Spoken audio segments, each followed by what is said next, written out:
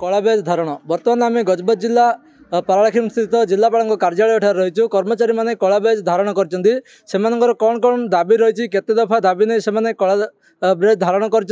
बर्तमान यह समय कार्यरत रे कि ना संपूर्ण तथ्य से आलोचना करवा कौन कहे सर आपन को खबर ओडिशा स्वागत कौन कहे कौन दाबी रही कहीं आज कलाबेज धारण कर आमर दीर्घ दिन है दाबी जो थिला सेटा सरकार आज पर्यटन पूरण न कर आम पुनः आंदोलन को ओह्लैचु आंदोलन ओह्लैवा पूर्व मुख्य दाबी गुड़ आमर है जोड़ा एंट्री लेवल आमर जो थिला ग्रेजुएशन से सरकार पूरण करदे किंतु ता संगे संगे तार जो एमाउंट जो परिमाण जो लेवल लाइन जावा सेटा कर आज कार्य आंदोलन को ओह्लैचु तापर सेकेंड दाबी है आमर गोटे हेल्थ इंश्योरेंस 20 लाख टंकार दरकार से आज पर्यटन करना से गोटे सेकेंड दाबी रखीचु थर्ड दाबी है आमर जो पेंशन स्कीमटा अच्छी से नूतन स्कीम कर रद्द कर पुराना स्कीमटा को लागू करने चाहूँ चतुर्थ स्कीम है आमर प्रमोशन लेवलटा जोड़ा कि दीर्घ दिन कार्य कले प्रमोशन हो पार्नु ताको 4 वर्ष पर जूनियर सीनियर सीनियर हटी क्लास से दाबी रखीचु यहीपरि अन्य अन्य दाबी गुड़ाक अच्छी एटा जदि सरकार जदि आमर यहाँ पूरण न करेंगे बर्तमान आज आम ब्लैक बेज धारण करूँ आज 14 तारीख पर्यटन ब्लैक बेज धारण करूँ तार पूर्व सब भितर सरकार जदि आमको आंदोलन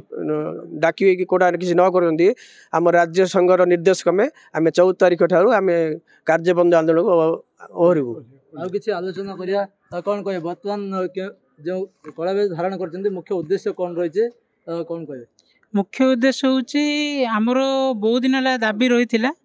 दाबी गुड़िक पूरण हो पारनी से बोलिकी राज्य संघर जो निष्पत्ति अच्छी ता अनुसार आम 7 तारीख रु 11 तारीख पर्यंत कलाबेज परिधान करूँ एति भितर सरकार सहित आलोचना हबार अच्छी जदि सरकार आलोचना करती जदि कौन निष्कर्ष बाहर तेरे ता अनुजाई निष्पत्ति हम किंबा एति भितर जदि कौन जदि निष्कर्ष बाहर ना तेबे आम 14 तारीख ठू कार्यबंद आंदोलन करने स्थिर करा बर्तमान जो ए समय कार्यरत रहिबे ना संपूर्ण कार्य बंद 7 रु 11 तारीख पर्यंत आम कार्यरत रहबू परवर्ती निर्देश राज्य संघर आसिला पर आम जहाँ किसी निष्पत्ति नबू आ किसी आलोचना करी आज्ञा कौन कहे बर्तमान को कर्मचारी क्यों स्तरीय कर्मचारी माने कलाबेज धारण करछन्ते कौन कहे समस्त राजस्व अमला संघर समस्त सभ्य जूनियर असिस्टेंट हूँ सीनियर असिस्टेंट हूँ सेक्शन अफिसर हूँ समस्ते कलाबेज धारण कर प्राय सबू जिले में यही कार्यक्रम जारी रही किंतु परितापर विषय आमर गत वर्ष मासे दीर्घ मास धरिक स्ट्राइक चलवा पर सरकार किसी निष्पत्ति नेबे बोली आम प्रतिश्रुति देते आलोचना पर आलोचना होता किंतु आज पर्यंत आ किसी हो पारनी आथर अंततः सरकार ताको कंसीडर करिए बोली आम आशा कर मैडम रही आलोचना करिया मैडम कौन कहे बर्तमान कार्यरत अच्छा यही समय जदि अन्य किसी कार्यरत रहिबे ना बंद रहिबे यही समय कार्यरत रहिबे आगामी दिन में जदि यही समय जदि दाबी पूरण नहला आगामी दिन में आम राज्य संघर निष्पत्ति अनुसार आम कार्यबंद आंदोलन कर कौन कौन दाबी रही मुख्यतः दाबी आमर एंट्री लेवलटा लेवल 9 हम आ 20 लाख टंका आमर बीमा योजना रहिबो लाइफ इंश्योरेंस आमर तृतीयतः पुराना पेंशनटा लागू हम नुआ पेंशनटा रद्द हम एमती विभिन्न प्रकार दाबी गुड़ा रही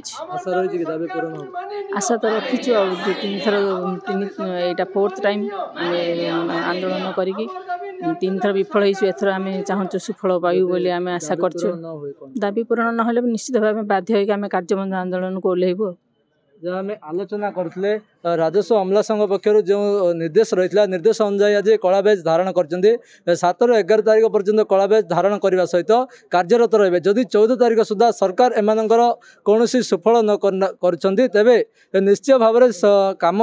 छाड़ी संपूर्ण बंद रखिए जहाँ सूचना देते गजपत हेमंत प्रधान खबर ओडिशा।